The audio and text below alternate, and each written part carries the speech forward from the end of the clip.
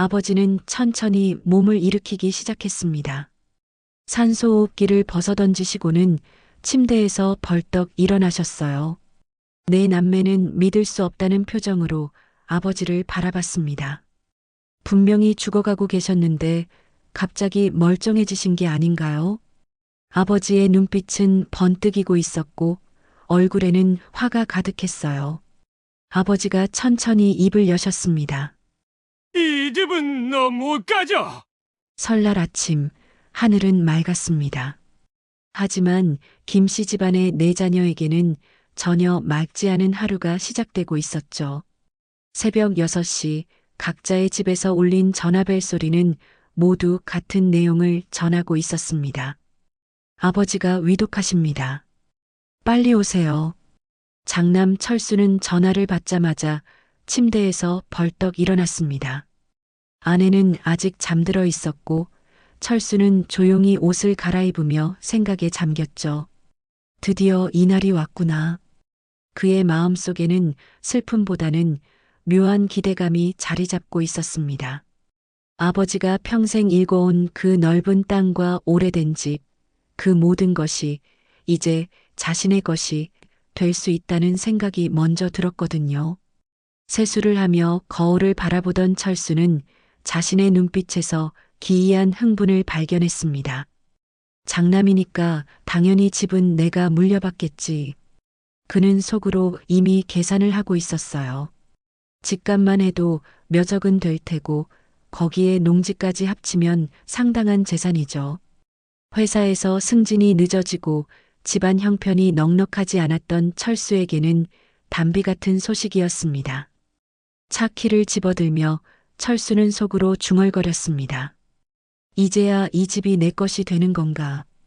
고속도로에 접어들면서 철수의 발은 자연스럽게 가속 페달을 깊이 밟았습니다. 다른 형제들보다 먼저 도착해서 아버지의 마지막 순간을 지켜야 한다는 생각과 함께 유언장이나 재산 관련 서류들을 미리 확인해야겠다는 계산도 머릿속에서 돌아가고 있었죠. 라디오에서는 설날 귀성길 교통 상황을 전하고 있었지만 철수의 귀에는 전혀 들리지 않았습니다. 한편 둘째 정숙은 전화를 받고도 한참 동안 침대에 그대로 누워 있었습니다. 천장을 바라보며 쓴웃음을 지었죠. 가족보다 돈이 먼저였던 그 인간이 죽는다니 후련하네. 정숙의 가슴 한편에는 복잡한 감정들이 뒤섞여 있었습니다. 어린 시절부터 아버지에게 받은 상처들, 돈만 아는 냉정한 아버지에 대한 원망, 그리고 이제야 그 모든 고통에서 해방될 수 있다는 안도감까지 말이에요. 정숙은 결혼 후에도 아버지와의 관계가 좋지 않았습니다. 특히 남편이 사업에 실패했을 때 도움을 청했지만 아버지는 냉정하게 거절했었죠. 내가 남자를 잘못 골랐으니 내가 책임져라라는 차가운 말만 남긴 채 말입니다. 그 이후로 정숙은 아버지를 마음속에서 지워버렸어요. 세수를 하며 거울 속 자신을 바라본 정숙은 중년의 피곤한 얼굴을 마주했습니다. 죽어가는 아버지를 보러 가는 딸이 이런 마음을 가져도 되는 건가. 하지만 곧 고개를 저었죠. 아니야, 나는 충분히 상처받았어. 이제 그만 자유로워져도 되는 거야. 정숙은 검은 옷을 꺼내 입으며 마지막 인사 정도는 해야겠다고 생각했습니다. 그것도 자녀의 도리니까요. 막내 진우는 서울 강남구의 작은 원룸에서 전화를 받았습니다. 야근에 야근을 거듭하며 몇 년째 고향에 내려가지 못했던 진우에게 이 전화는 무겁게 다가왔죠. 아버지. 진우는 전화기를 내려놓고 한참을 멍하니 앉아 있었습니다.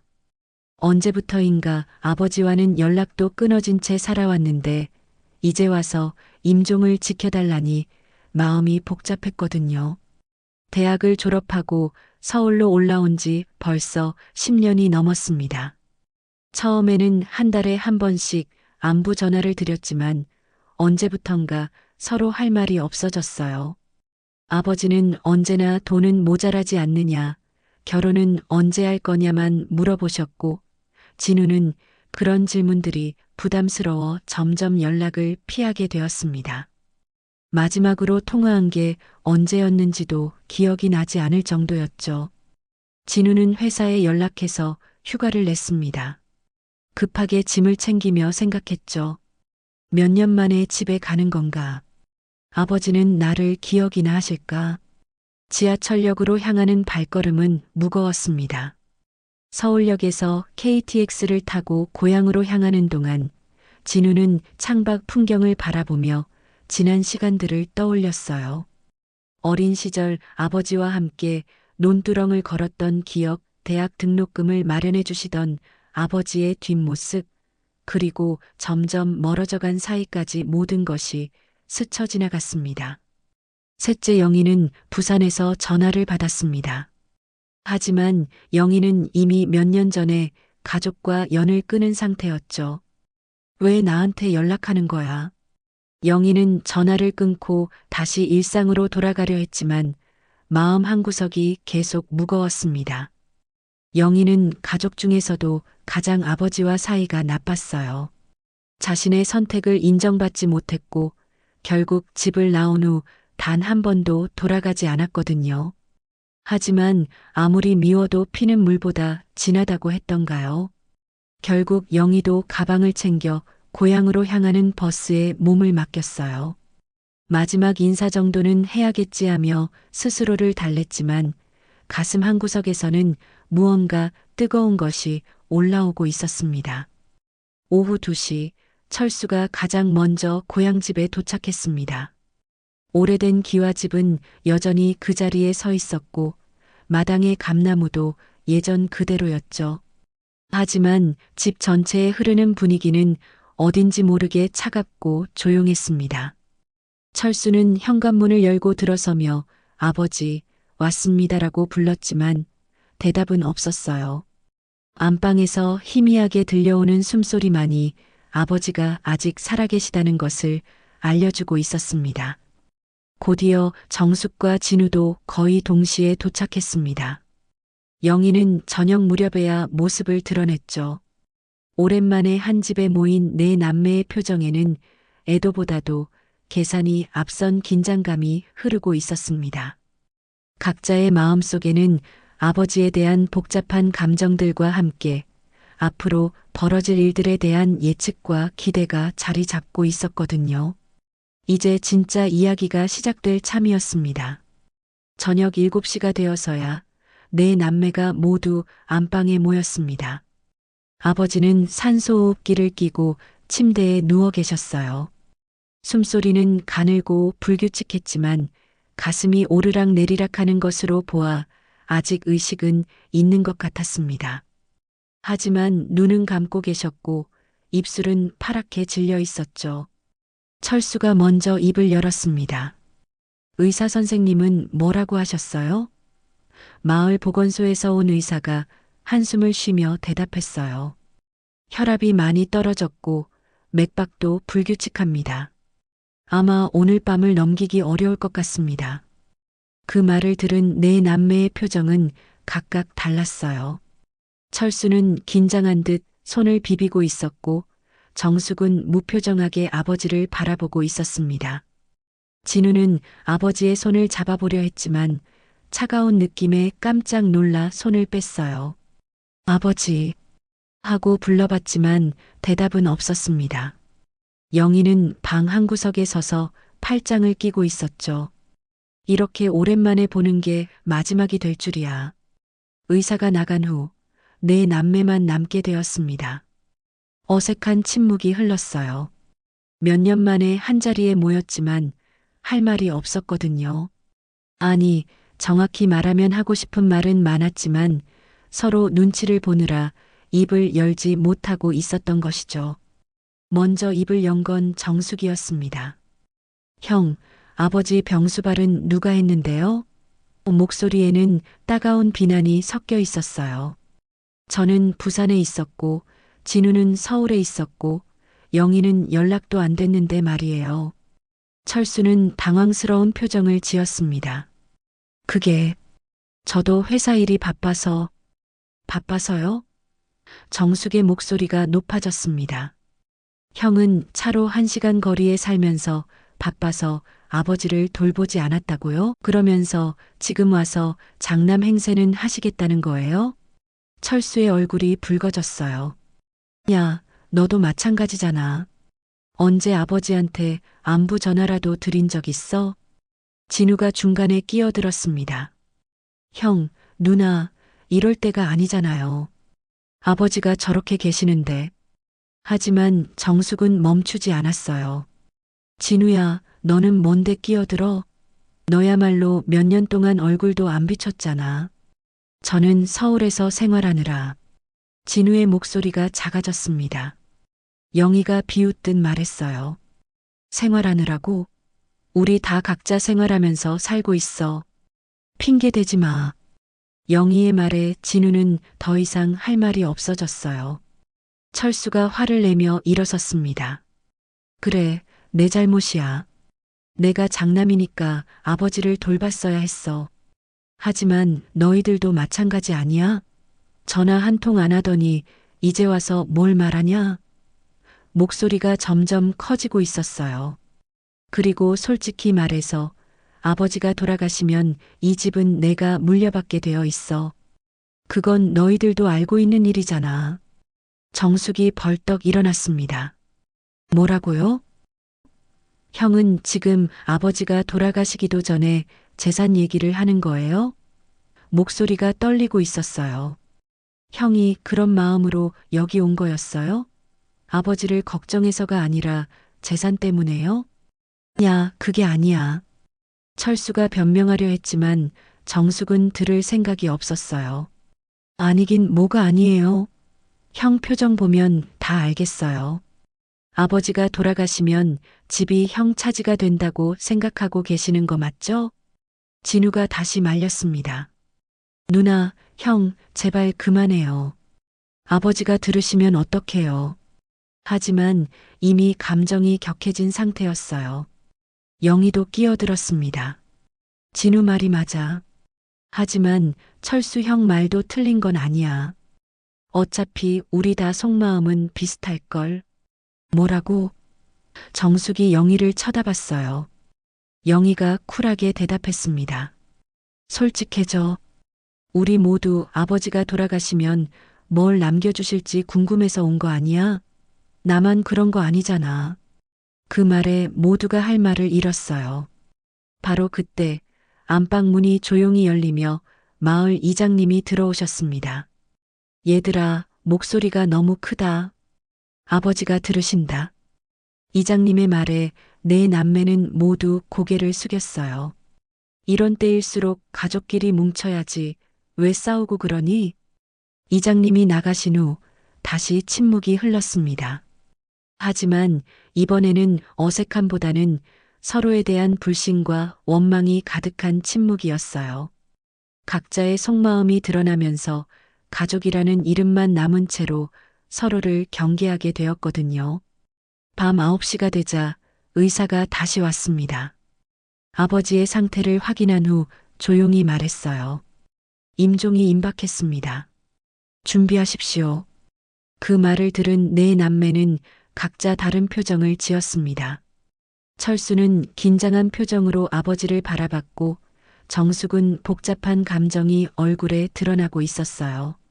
진우는 눈물이 맺히는 것 같았지만 참고 있었고 영희는 여전히 무표정했습니다. 분위기는 냉랭했고 가족이라 부르기 민망한 기류가 방 안을 지배하고 있었어요. 아버지의 마지막 순간이 다가오고 있는데도 내 남매의 마음속에는 각자의 계산과 감정들만 자리 잡고 있었습니다. 그렇게 긴 밤이 시작되었습니다. 아무도 잠들 생각을 하지 않았지만 서로 말을 섞으려 하지도 않았어요.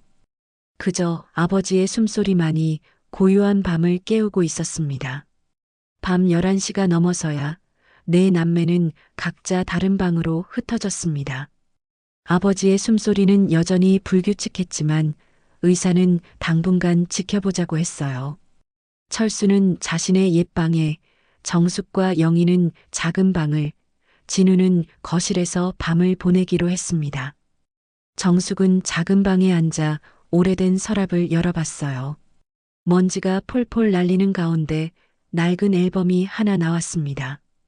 이런 게 아직 있었네. 앨범을 펼치자 어린 시절 사진들이 나타났어요. 아버지가 정숙을 안고 웃고 있는 사진, 온 가족이 함께 찍은 명절 사진들이 눈에 들어왔습니다. 어릴 땐 아버지가 저렇게 무서웠는데 정숙은 한 장 한 장 사진을 넘기며 중얼거렸어요. 사진 속 아버지는 지금의 차가운 모습과는 달랐습니다. 온화한 미소를 짓고 있었고 자식들을 바라보는 눈빛도 따뜻했어요. 언제부터 이렇게 변하신 걸까? 아니면 내가 변한 건가? 한 장의 사진에서 정숙의 손이 멈췄습니다. 정숙이 초등학교 운동회에서 달리기를 하는 모습이었는데 뒤에서 아버지가 열심히 응원하고 계시는 사진이었어요. 아, 이때가 있었지. 그날을 떠올리니 가슴 한구석이 따뜻해졌습니다. 아버지는 회사 일을 제쳐두고 운동회에 오셨고 정숙이 2등을 하자 누구보다 기뻐하셨거든요. 그런데 왜 늘 혼자셨을까? 정숙은 사진을 가슴에 안고 생각에 잠겼어요. 어머니가 돌아가신 후 아버지는 점점 말수가 줄어들었습니다. 자식들과의 대화도 줄었고 집에서도 혼자 지내는 시간이 많아졌어요. 정숙은 그때 아버지의 외로움을 이해하지 못했었죠. 한편 진우는 마당에 나와 담배 한 개비를 꺼내 물었습니다. 원래 담배를 피우지 않던 진우였지만 오늘만큼은 예외였어요. 별이 총총한 밤하늘을 바라보며 깊게 연기를 들이마셨습니다. 나는 아버지를 원망했지만 제대로 대화를 해본 적도 없네. 진우는 대학 진학 때를 떠올렸어요. 아버지는 농대를 가서 농사를 이어받기를 원하셨지만 진우는 컴퓨터공학과를 고집했습니다. 아들아, 이 땅을 누가 지키겠느냐던 아버지의 말씀이 아직도 귀에 선했어요. 하지만 그때 진우는 저는 농사 짓고 싶지 않아요라고 단호하게 말했었죠. 그때 아버지 표정이 어땠더라? 진우는 담배 연기를 천천히 내뱉으며 생각했습니다. 실망스러운 표정이었지만 결국 등록금을 마련해 주셨어요. 몇 년간 농사 지은 돈을 모아서 말이죠. 아버지는 제 꿈을 응원해 주셨던 건데 저는 그걸 몰랐어요. 서울에 올라간 후에도 아버지는 매달 용돈을 보내주셨습니다. 공부 열심히 하고 몸 챙기라는 짧은 메모와 함께요. 하지만 진우는 그런 아버지의 마음을 당연하게 여겼어요. 졸업 후에는 바쁘다는 핑계로 연락을 점점 끊어갔고 명절에도 회사 일을 핑계로 집에 오지 않았습니다. 마지막으로 전화드린 게 언제였지? 진우는 기억을 더듬어 봤지만 확실하지 않았어요. 아마 작년 추석 전이었을 것 같은데 그때도 바빠서 못 가겠다는 말만 하고 전화를 끊었던 것 같았습니다. 아버지는 그래, 일이 중요하지라고 하셨지만 목소리에 실망이 섞여 있었어요. 철수는 자신의 옛 방에서 책장을 뒤지고 있었습니다. 혹시 아버지가 남긴 메모나 서류가 있을까 해서였어요. 유 원장은 어디에 두셨을까? 철수의 마음은 여전히 재산에 쏠려 있었지만 한편으로는 어린 시절 추억도 떠오르고 있었습니다. 책장에서 오래된 일기장이 하나 나왔어요. 펼쳐보니 아버지의 글씨였습니다. 철수가 오늘 군대에서 면회 나왔다. 많이 성숙해진 것 같다. 제대하면 좋은 직장에 취직했으면 좋겠다.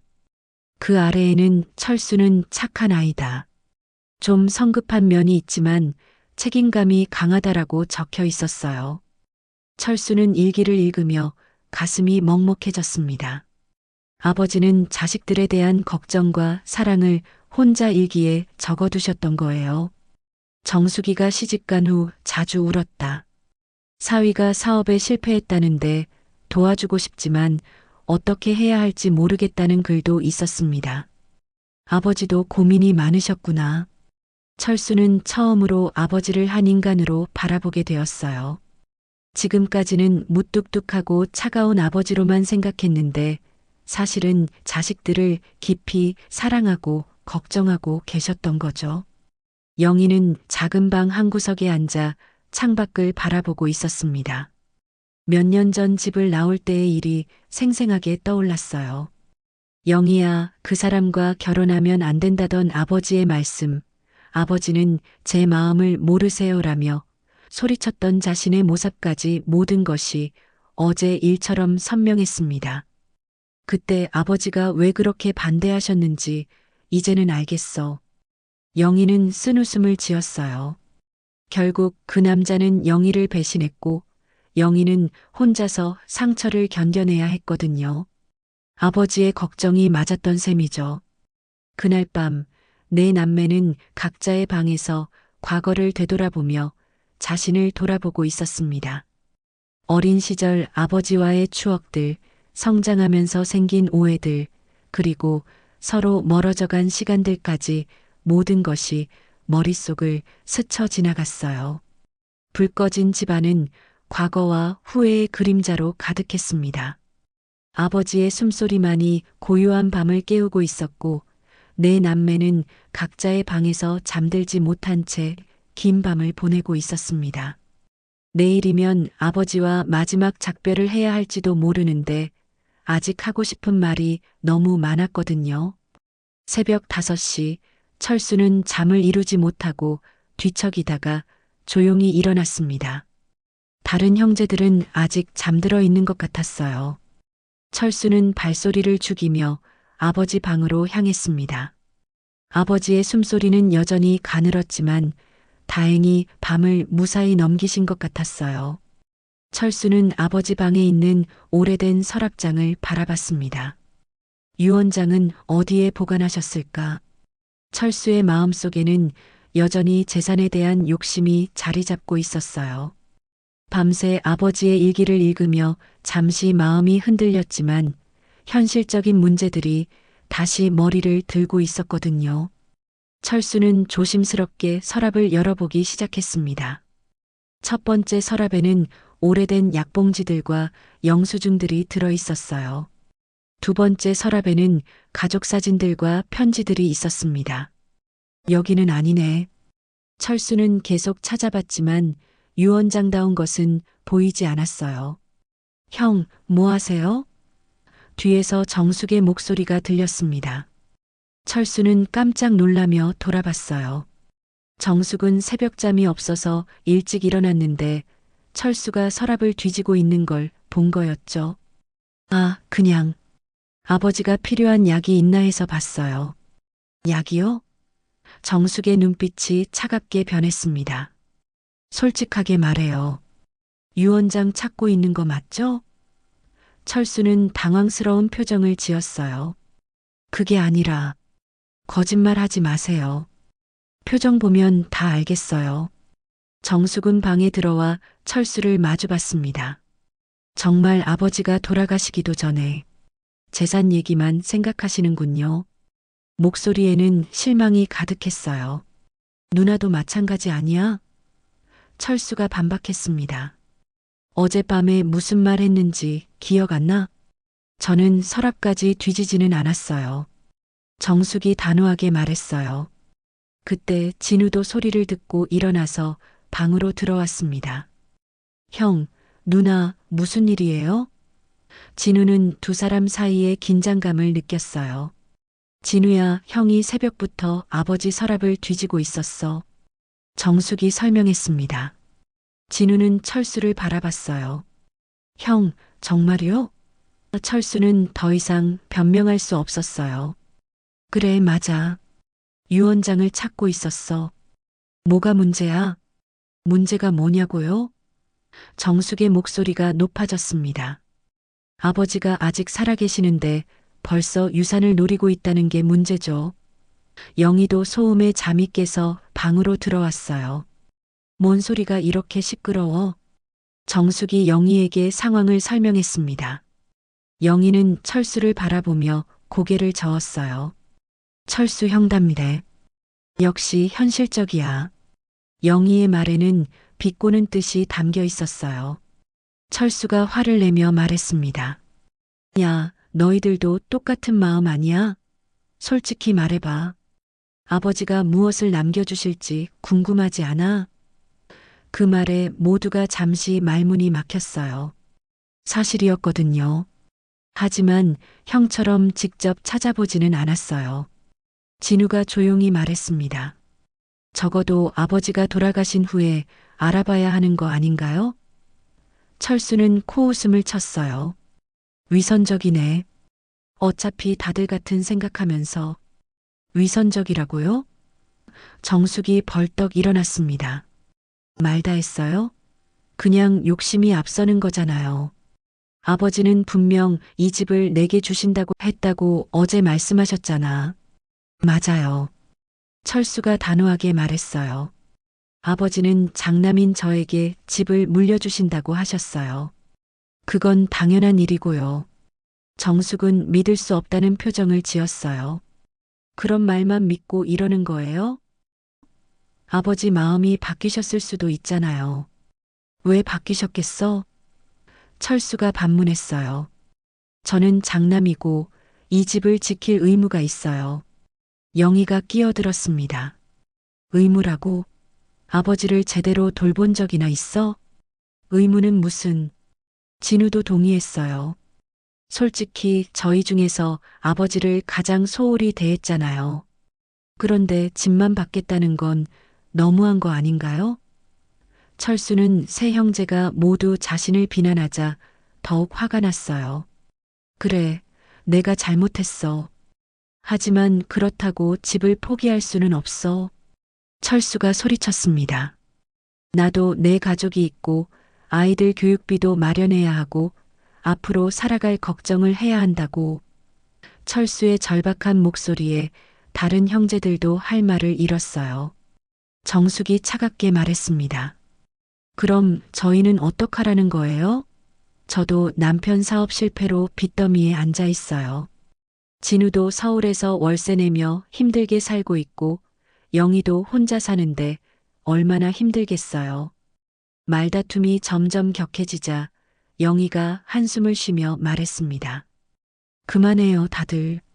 이렇게 싸우는 게 아버지가 보시고 싶으신 모습일까요? 하지만 이미 감정이 격해진 상황이었어요. 바로 그 순간이었습니다. 침대에 누워있던 아버지의 손가락이 미세하게 움직였어요. 하지만 네 남매는 서로 말다툼을 하느라 아무도 눈치채지 못했습니다. 아버지의 눈꺼풀도 살짝 떨렸지만 여전히 아무도 알아차리지 못했어요. 철수가 다시 소리쳤습니다. 어쨌든 유 원장이 어디 있는지 찾아야 해요. 아버지가 정확히 어떻게 하시려는지 알아야 하잖아요. 정숙이 맞받아쳤어요. 그래요, 찾아보죠. 하지만 혼자 독차지할 생각은 버리세요. 집안에는 긴장감이 감돌고 있었습니다. 가족은 여전히 눈앞의 재산에만 몰두해 있었고 정작 중요한 것은 놓치고 있었어요. 아버지는 모든 것을 듣고 계셨지만 네 남매는 전혀 알지 못하고 있었습니다. 이제 정말 중요한 순간이 다가오고 있었어요. 오전 9시 네 남매는 거실에 모여 앉았습니다. 밤새 벌어진 갈등으로 서로 얼굴을 제대로 마주보지도 못하고 있었어요. 철수는 여전히 유 원장을 찾지 못한 채 초조해하고 있었고 정숙은 형에 대한 불신이 가득한 표정이었습니다. 진우가 조심스럽게 입을 열었습니다. 어쨌든 아버지 상태부터 확인해 봐야 하지 않을까요? 영희도 고개를 끄덕였어요.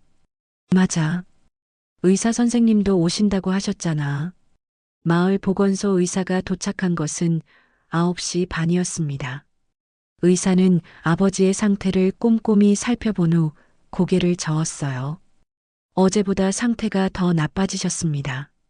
혈압이 계속 떨어지고 있고 맥박도 매우 불규칙해요.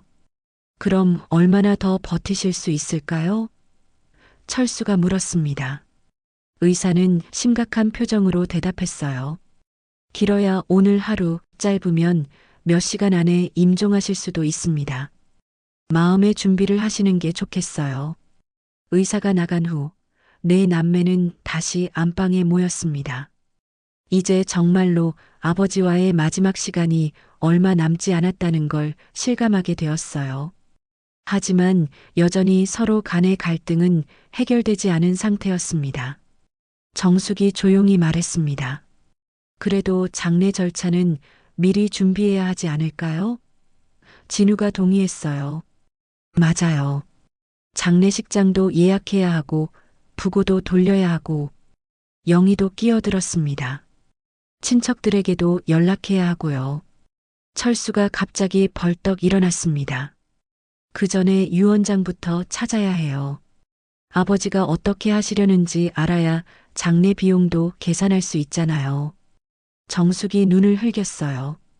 정말 끝까지 그 생각뿐이네요. 현실적으로 생각해야 한다고 철수가 소리쳤습니다. 장례 비용만 해도 수천만 원이 들어가는데 누가 부담할 건데? 진우가 중간에 끼어들었어요. 형, 그런 건 나중에 상의해서 결정하면 되잖아요. 하지만 철수는 멈추지 않았어요. 나중에?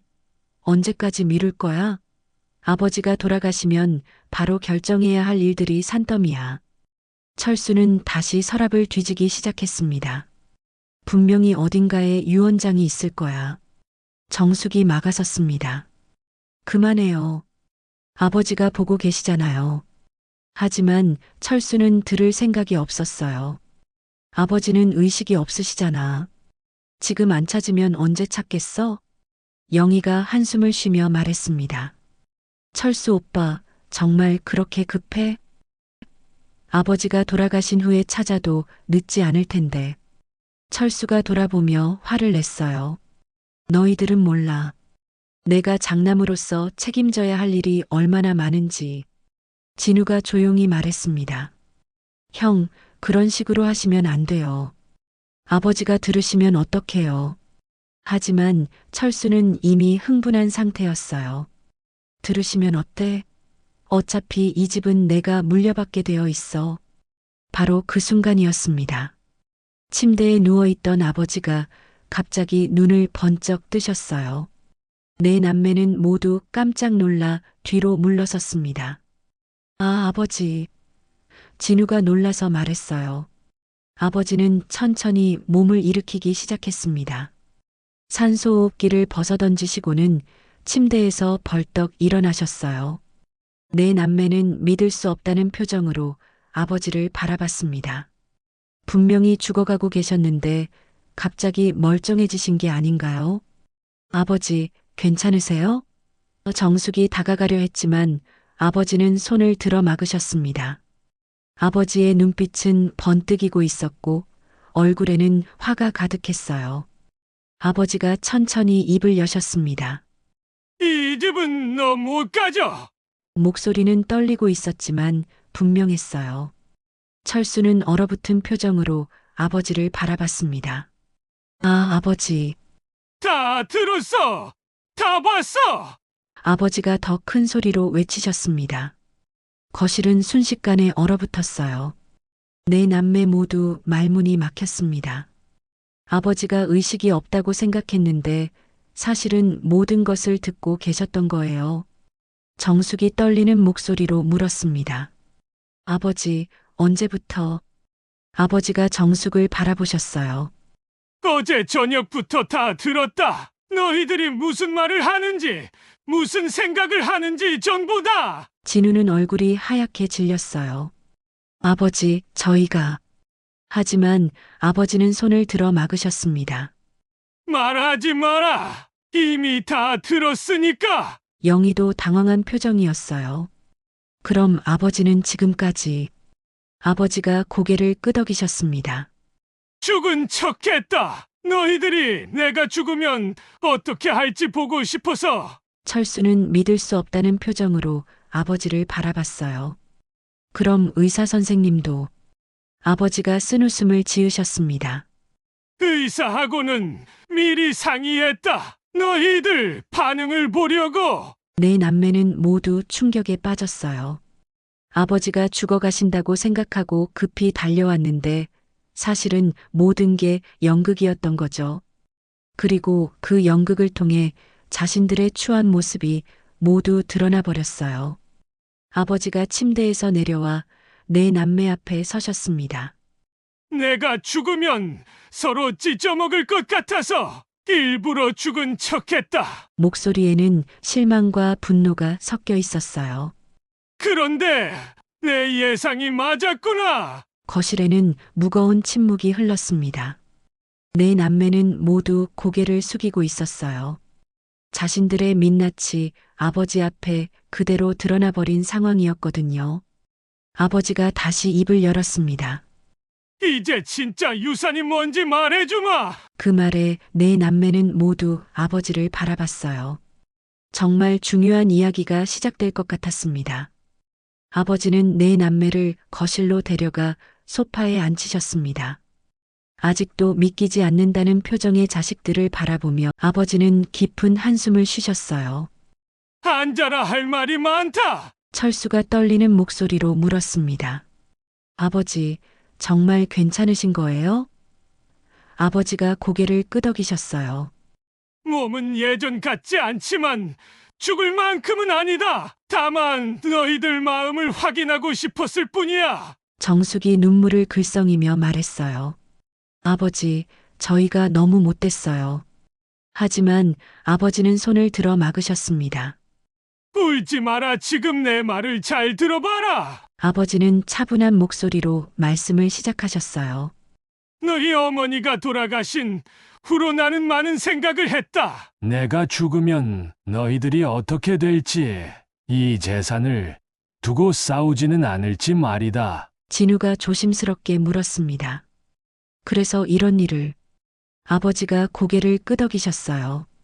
그래, 너희들의 진짜 마음을 보고 싶었다. 그리고 내 예상이 맞았구나. 영희가 고개를 숙이며 말했어요. 아버지, 죄송해요. 아버지는 영희를 바라보시며 쓸쓸한 미소를 지으셨습니다. 영희야, 너는 그래도 돈 얘기를 먼저 하지는 않았더라. 아버지가 본격적으로 이야기를 시작하셨어요. 나는 돈보다 너희가 사람답게 살기를 바랐다. 목소리에는 깊은 아쉬움이 담겨 있었어요. 하지만 너희들은 내가 죽기도 전에 재산 분배만 생각하고 있었구나. 철수가 변명하려 했어요. 아버지, 저는 그게 아니라. 하지만 아버지는 단호하게 말씀하셨습니다. 철수야, 내가 새벽부터 서랍을 뒤진 것도 다 봤다. 유 원장을 찾으려고 했지. 철수는 더 이상 변명할 수 없었어요. 얼굴이 빨갛게 달아오르며 고개를 숙였습니다. 아버지는 계속 말씀하셨어요. 정수가, 너도 마찬가지다. 나를 원망하는 마음이 그렇게 컸구나. 정숙이 눈물을 흘리며 대답했어요. 아버지, 저는 말하지 마라. 아버지가 손을 들어 막으셨어요.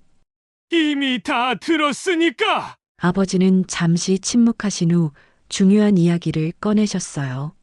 사실은 말이다. 나는 수년 전부터 대부분의 재산을 사회에 기부하기로 결정했다. 그 말에 네 남매는 모두 깜짝 놀랐어요. 기부요? 진우가 놀라서 물었습니다. 아버지가 고개를 끄덕이셨어요. 그래, 농지는 이미 마을에 기증했고 예금도 대부분 장학재단에 기부했다. 철수는 믿을 수 없다는 표정이었어요. 그럼 남은 게 뭐가 있는데요? 아버지가 집을 가리키셨습니다. 오직 이 집만 남았다. 정숙이 떨리는 목소리로 물었어요. 이 집만요? 아버지가 고개를 끄덕이셨어요. 그래, 이 집은 너희 어머니와 함께 지은 집이다. 어머니 돌아가신 후에도 내가 혼자 지켜온 유일한 공간이야. 아버지의 목소리에는 깊은 감정이 담겨 있었어요. 이 집에는 너희들의 어린 시절이 담겨 있고 어머니의 추억이 담겨 있다. 그래서 함부로 처분할 수 없었던 거야. 영희가 조심스럽게 물었습니다. 그럼 이 집은? 아버지가 영희를 바라보셨어요. 이 집을 가져갈 자격이 있는 사람은 가족을 끝까지 지키려 한 사람뿐이다. 진우가 궁금해하며 물었어요. 가족을 지킨다는 게 무슨 뜻이에요? 아버지가 설명하셨습니다.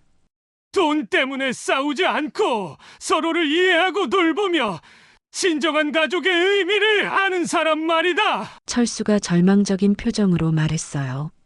그럼 저희는 모두 자격이 없는 거네요. 아버지가 철수를 바라보셨어요. 지금까지는 그렇다 하지만 아직 기회는 있다. 기회요? 정숙이 물었습니다. 아버지가 고개를 끄덕이셨어요. 너희들이 진정으로 변할 수 있다면, 그리고 서로를 이해하고 용서할 수 있다면 말이다. 아버지는 잠시 멈추신 후 더 중요한 이야기를 하셨어요. 사실 나는 너희들을 시험해 본 거야. 내가 죽는다고 했을 때 어떤 반응을 보일지 말이다. 네 남매는 모두 숨을 죽이고 들었어요. 결과는 실망스러웠다. 아버지의 목소리에는 깊은 슬픔이 담겨 있었어요. 너희들은 내 안부보다 재산이 더 중요했구나. 그 말에 네 남매는 모두 고개를 숙였습니다. 아버지가 계속 말씀하셨어요. 하지만 어젯밤 너희들이 각자의 방에서 과거를 돌아보는 모습도 봤다. 정숙이가 앨범을 보며 어린 시절을 그리워하는 것도, 진우가 마당에서 후회하는 것도 다 봤어. 진우가 놀라서 물었어요. 그것도 보셨어요? 아버지가 미소를 지으셨습니다. 이 집에서 40년을 살았는데 너희들 발소리 정도는 알아들을 수 있다. 아버지는 철수를 바라보며 말씀하셨어요. 철수야, 너도 내 일기를 읽으며 마음이 흔들렸지? 철수가 깜짝 놀라며 대답했어요. 어떻게 하셨어요? 일기장이 조금 움직여 있더라. 아버지가 마지막으로 중요한 말씀을 하셨어요.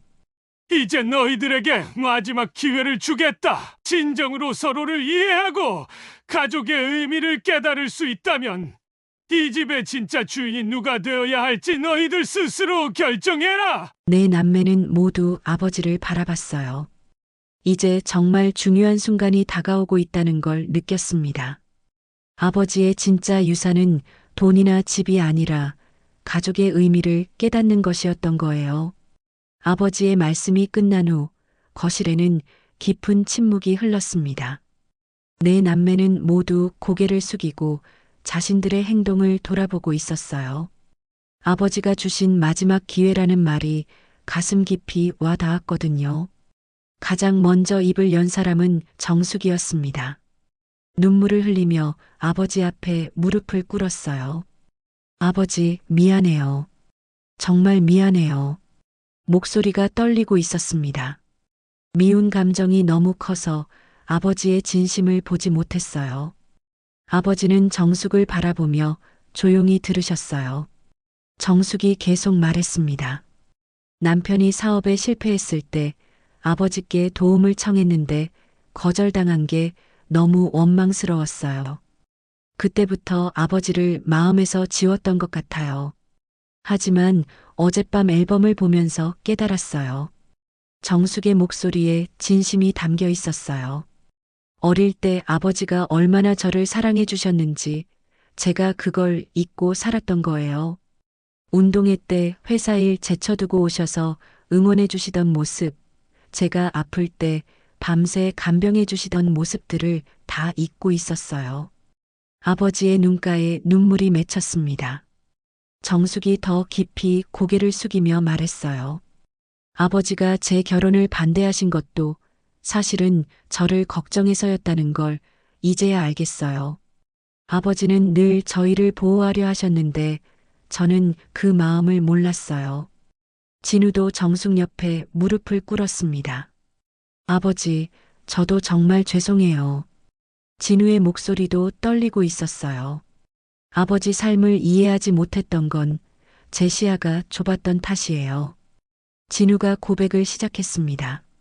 서울에 올라가서 바쁘다는 핑계로 연락을 끊었지만 사실은 제가 아버지와 대화하는 게 부담스러웠어요.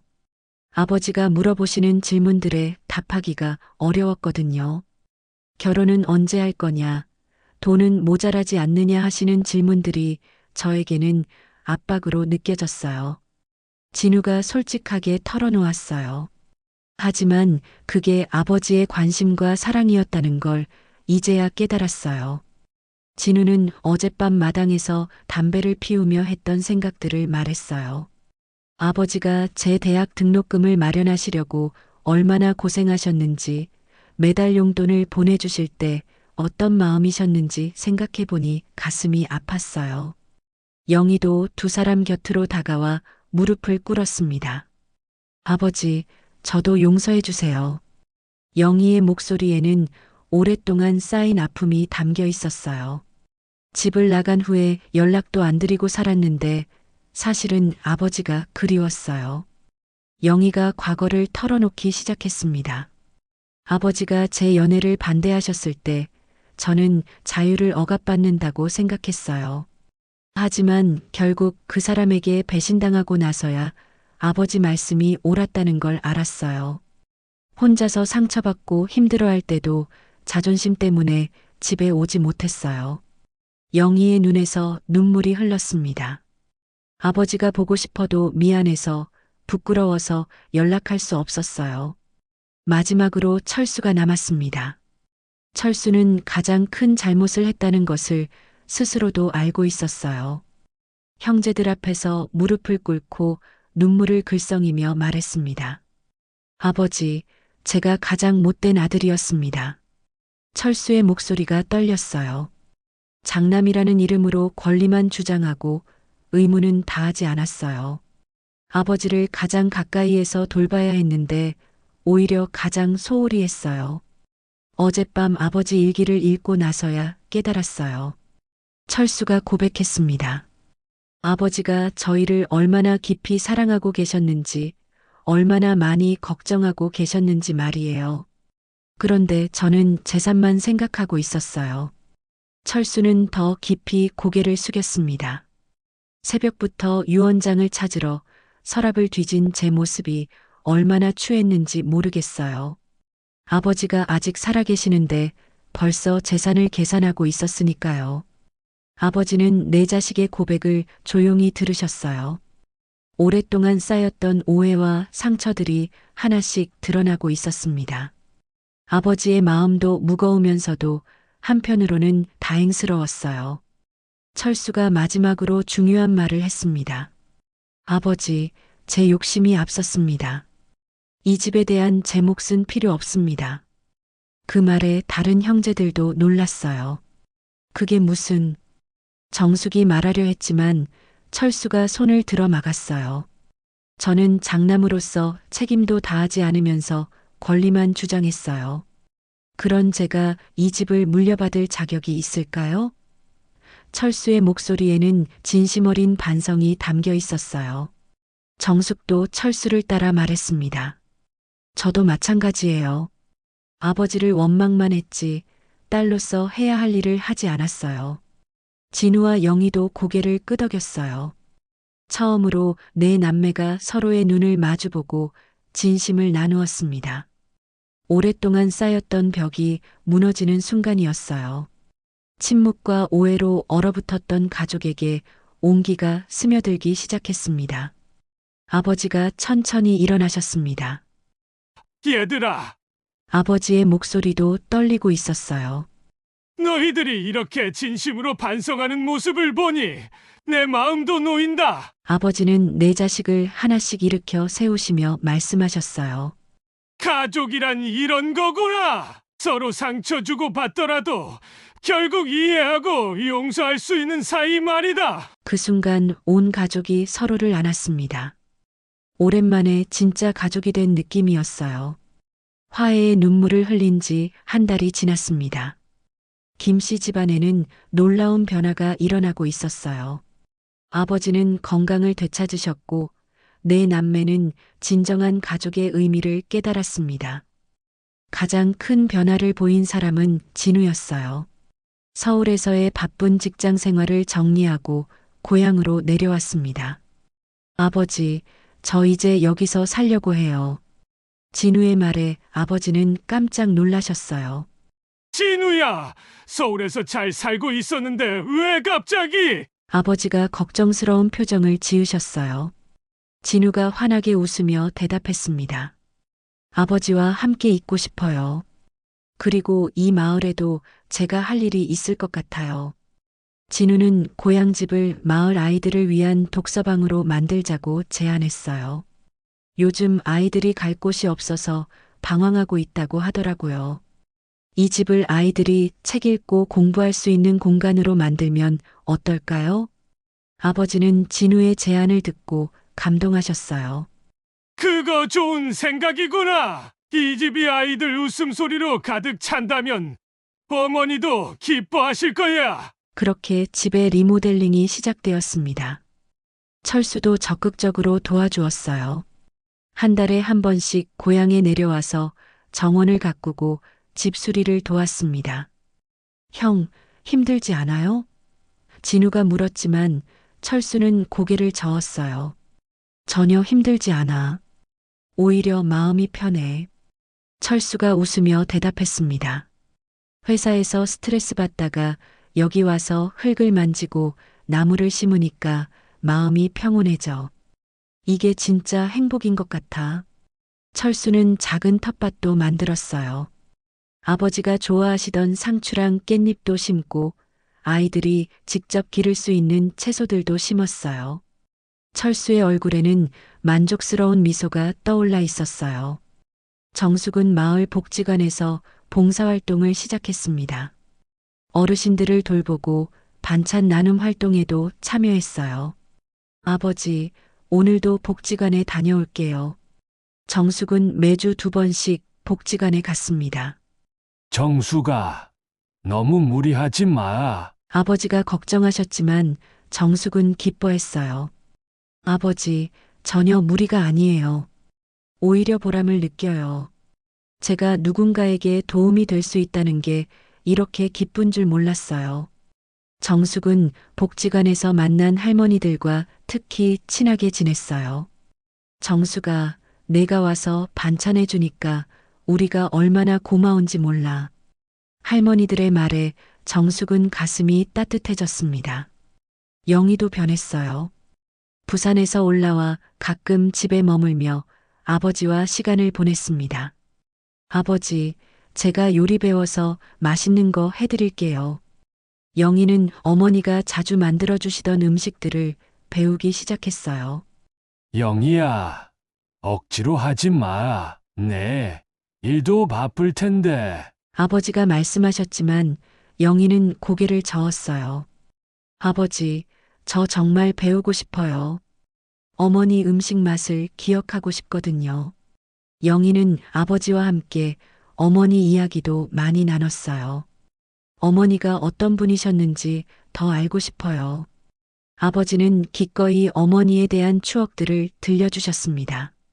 몇 주 후 독서방 리모델링이 완성되었어요. 거실과 안방을 합쳐서 넓은 공간을 만들고 책장을 설치했습니다. 아이들이 앉을 수 있는 방석과 작은 책상들도 마련했어요. 마을 아이들이 하나둘씩 찾아오기 시작했습니다. 할아버지, 여기서 숙제해도 돼요? 초등학생들이 물어봤고 아버지는 환하게 웃으며 대답하셨어요. 그럼 마음껏 해라. 모르는 거 있으면 진우 삼촌한테 물어봐. 진우는 아이들과 금세 친해졌어요. 컴퓨터를 가르쳐 주기도 하고 숙제도 도와주었습니다. 삼촌, 이 문제 어떻게 풀어요?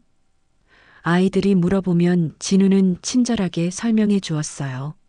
독서방이 문을 연 지 한 달 만에 마을의 명소가 되었습니다.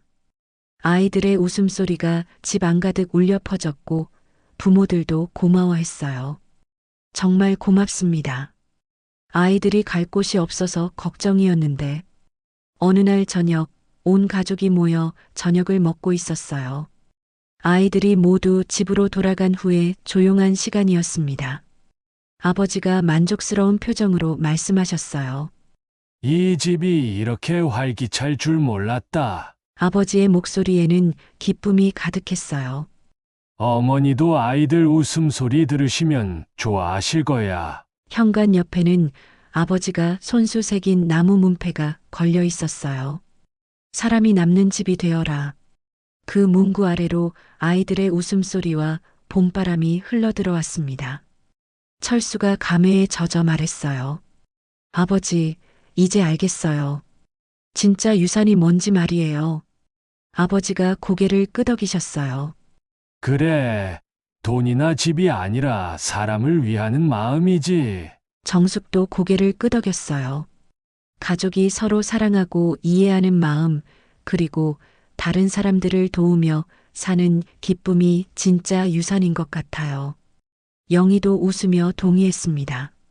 진우가 마지막으로 말했어요. 이 집에서 아이들이 자라고 꿈을 키우고 따뜻한 추억을 만들어가는 것. 그게 아버지가 주신 가장 소중한 선물인 것 같아요. 그날 밤 아버지는 일기에 이렇게 적으셨어요. 오늘 아이들이 모두 진짜 어른이 되었다. 돈보다 사람이 소중하다는 걸 깨달았고, 가족의 의미를 알게 되었다. 이보다 더 큰 유산이 어디 있겠는가? 창밖으로는 따뜻한 봄바람이 불어왔고 마당의 꽃들이 활짝 피어 있었어요. 네 남매는 뒤늦게 서로를 이해하게 되었고 진짜 유산이 무엇인지 깨달았습니다. 사람이 남는 집, 사랑이 넘치는 가정이야말로 돈으로 살 수 없는 가장 소중한 보물이었던 거예요. 시청해 주셔서 감사합니다. 구독과 좋아요, 댓글은 무료니까 한 번씩 눌러주시면 감사하겠습니다.